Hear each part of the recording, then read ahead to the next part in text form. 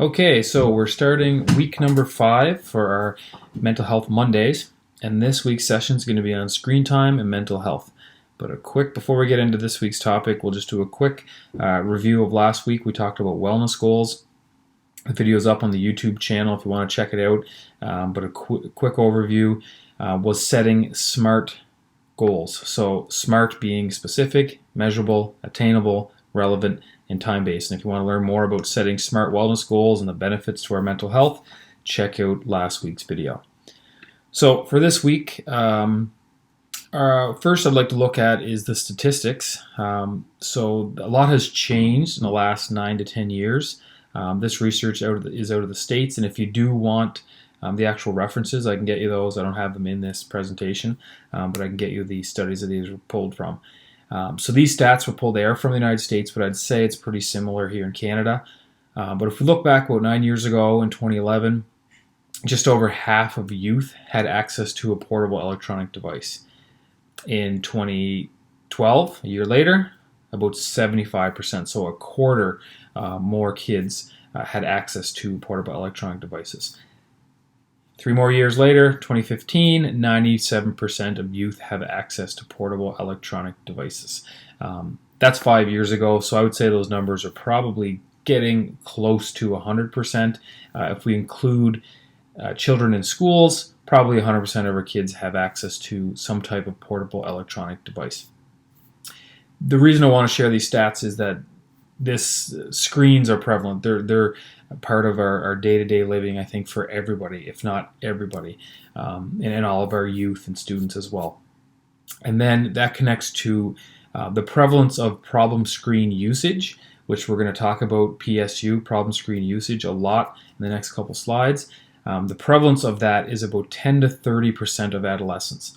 And what the research is showing is that it's higher among females.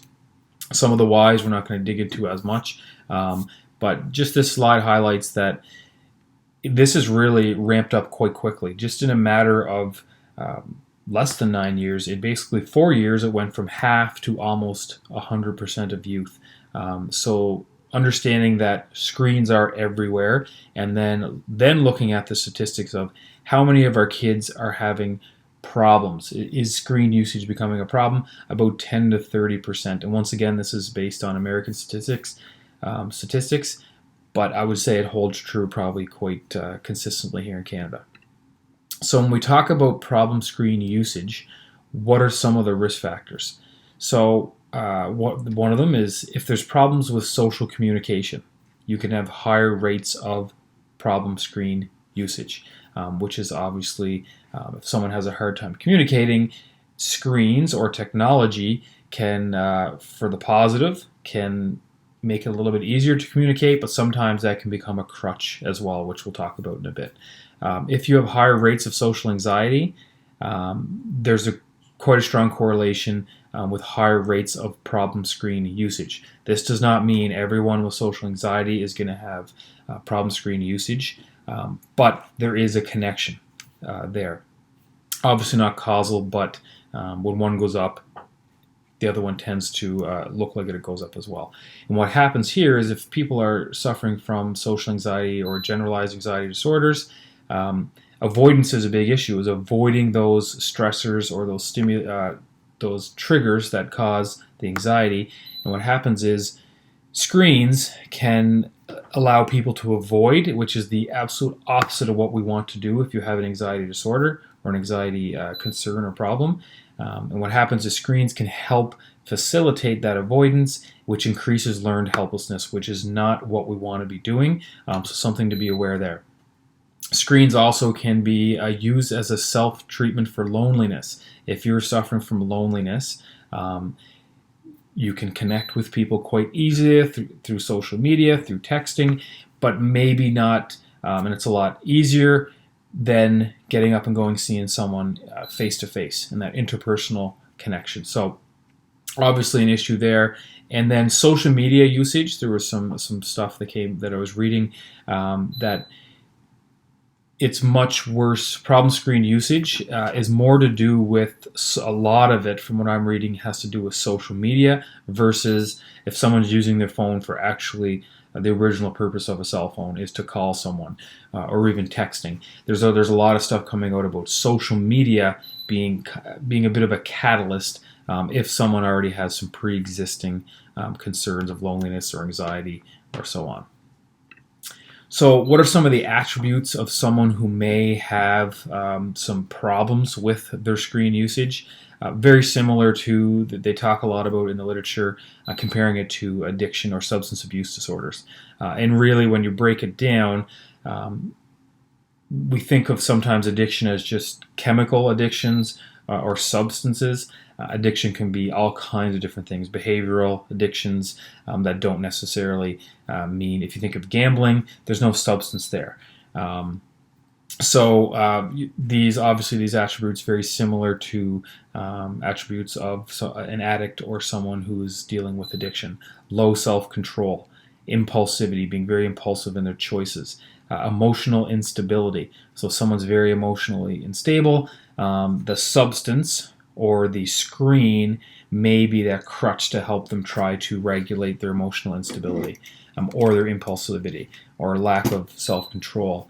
There was a connection to insecure attachment styles, so it goes back to development and how these individuals, their attachment through their development. Loneliness, which we talked about before, low self-esteem, perfectionism showed up. People who are high achievers that may be setting the bar a little bit too high. And then this last piece, this isn't an attribute per se, but and I talked about 10 to 30% of our youth are showing to have problem screen usage. And then these obviously would be some of the attributes that are starting to show up, or the symptoms that they're exhibiting. So we already talked about the research, but a little bit more about what does the studies say. And once again, if you want the references, just email me and I can get you those. So there's quite a few meta-analyses that were done.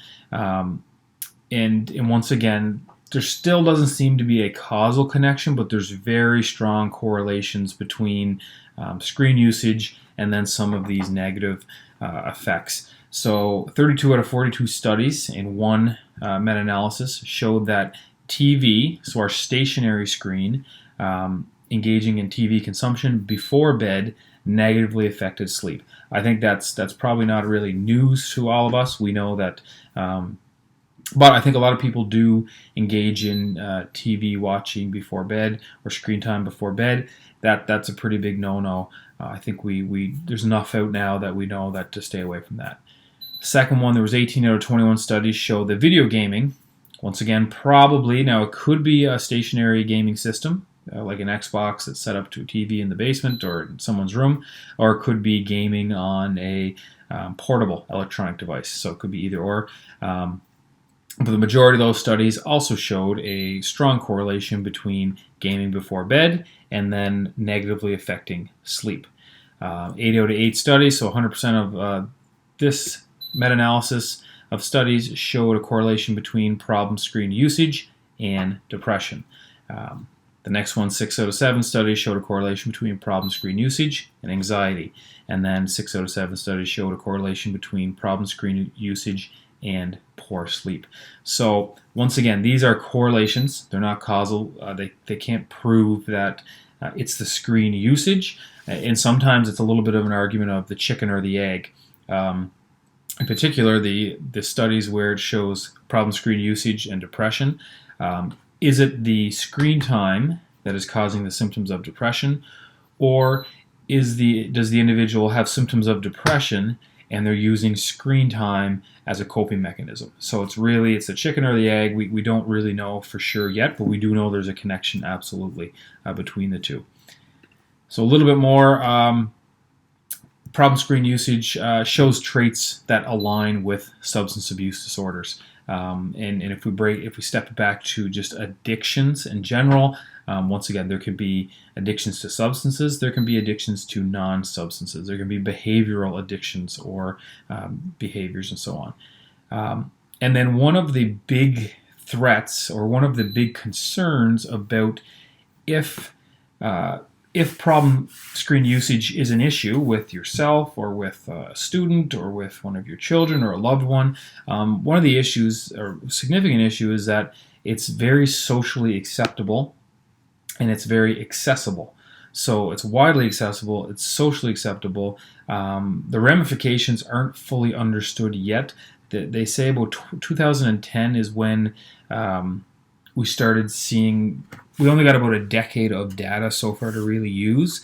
And as you saw from the stats in the beginning, pretty much 2012, 2013 when, 3/4 of the population had. So we still don't have a whole lot of work. I think we're going to start seeing more and more stuff coming out every year moving forward because we now have bigger bodies of data to look at and see what the ramifications are. So we don't fully understand it yet.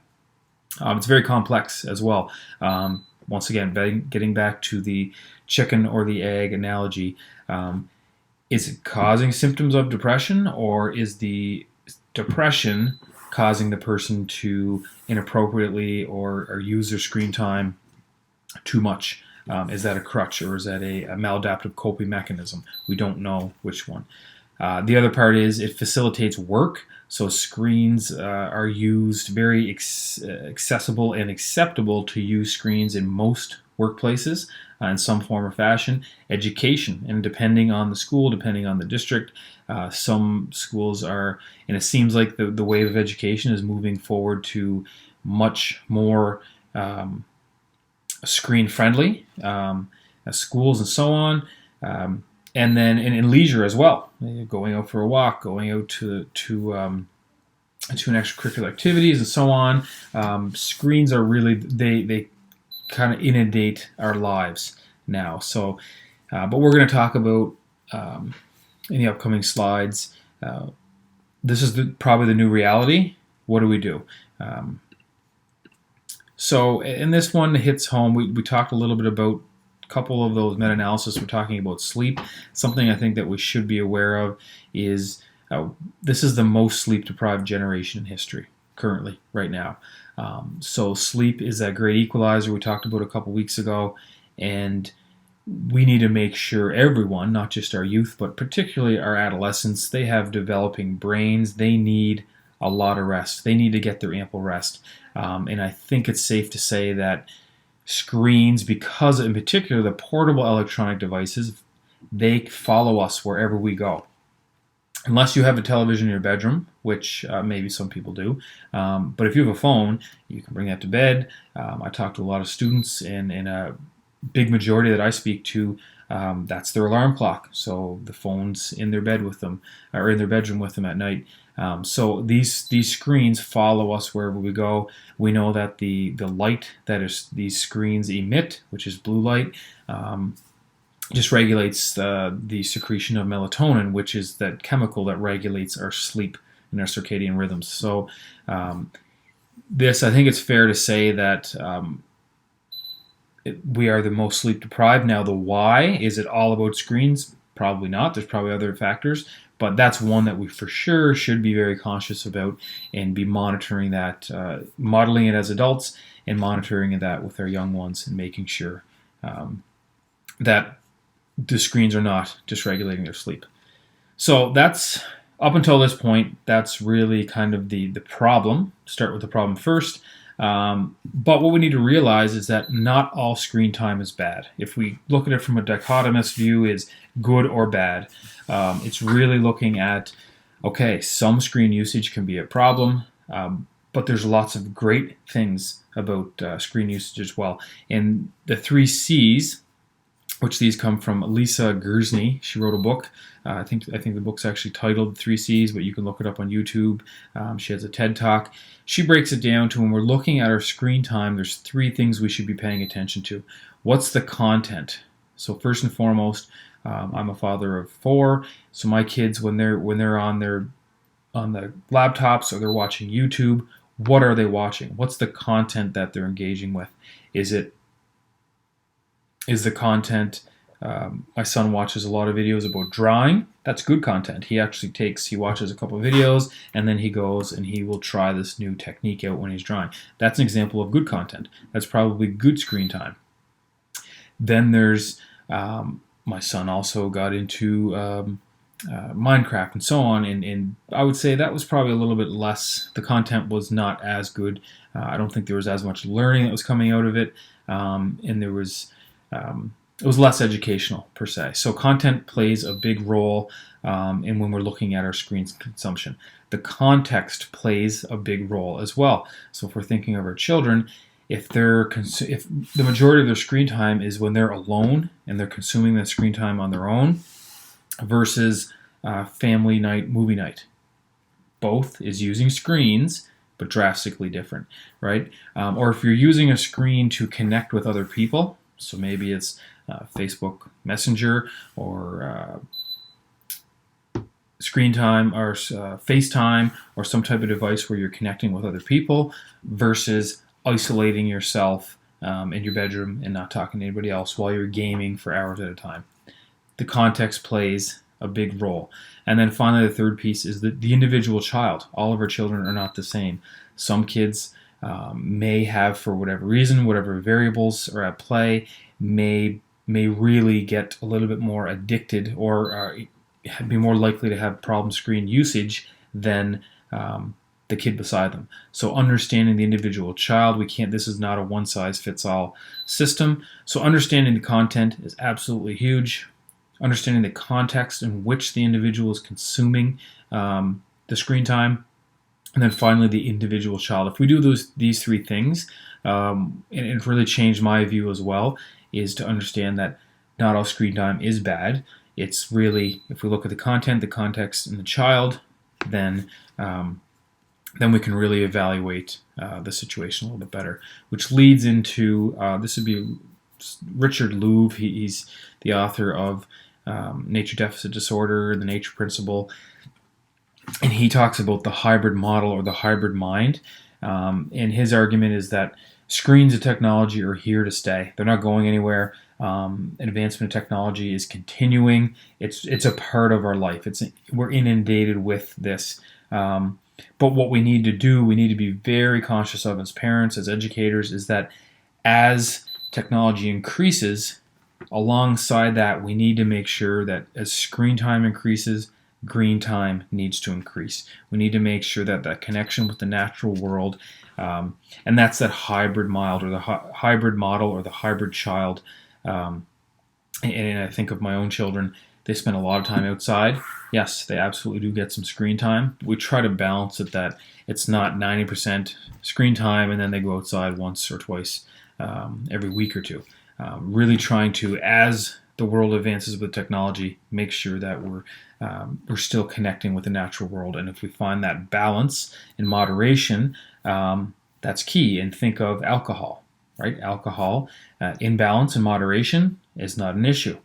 If there are pre-existing mental illnesses, pre-existing traumas, loneliness, and so on, then alcohol can be a problem for some people. So we can't think of it in black and white terms. We need to think of kind of that gray area. How can we use this hybrid model? And there are lots of great things about screens and technology that we need to embrace, that have made our lives easier, that have allowed us to connect better, particularly during this COVID-19 pandemic. I think we're learning that we're very fortunate that we have some really cool pieces of technology that we can connect with people, that we can FaceTime, that we can stay connected while we're self-isolating, where 20, 30 years ago, that wouldn't have been possible. So we need to take the good and then obviously be conscious of the bad. And then be aware of those risk factors, right? Pre-existing mental illnesses, loneliness, anxiety disorders, and so on. And just understanding the context, the content, and the child. So that's this week's session, which is on screen time and mental health. And we'll just do a quick review for what we talked about today. So the difference between stationary and portable electronic devices. So portable electronic devices are the ones that follow us wherever we go, and they're a little bit harder to get away from. As a tip from a parent or an educator, at the end of the day, we do have the power to monitor these. I think we need to remember that we set the boundaries around these things. We have to model it as adults, but if the youth or the student, if they're the ones in control, I think that might be the issue. That might be an issue.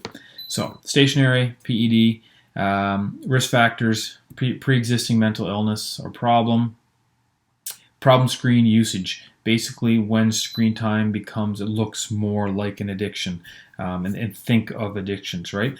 And that alcohol comparison that I talked about in the last slide. Lots of people consume alcohol. Not everybody is addicted to alcohol, right? Finding that balance as well.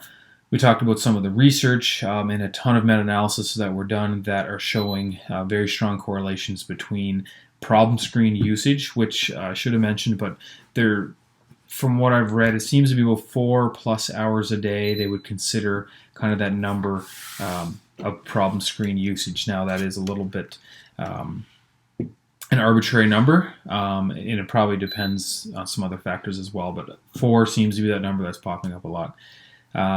Sleep deprived.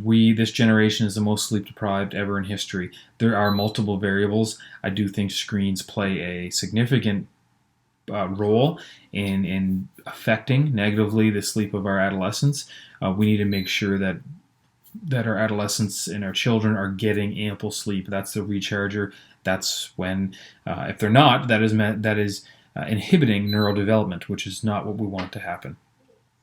But not everything's bad, right? We need to look at this from more a balanced approach. So the 3 C's, we need to look at this a bit more critically and say, okay, what's the content, our children, what's the content that they're consuming? What's the context and how and where they're consuming the screen time? And then the individual child. If we really dig down to those 3 C's, then we can start to realize, okay, this is not so good screen time. We're going to limit this. This is actually some pretty good screen time, and I would say a prime example would be Coyote Peterson, his YouTube channel. Tons of great learning, very engaging. The content's really good. The context, sit down with your kids and watch a show, and then obviously pay attention to the individual child, and then just try to think of that hybrid model, that hybrid mind. It's not all good or all bad. Find that gray area.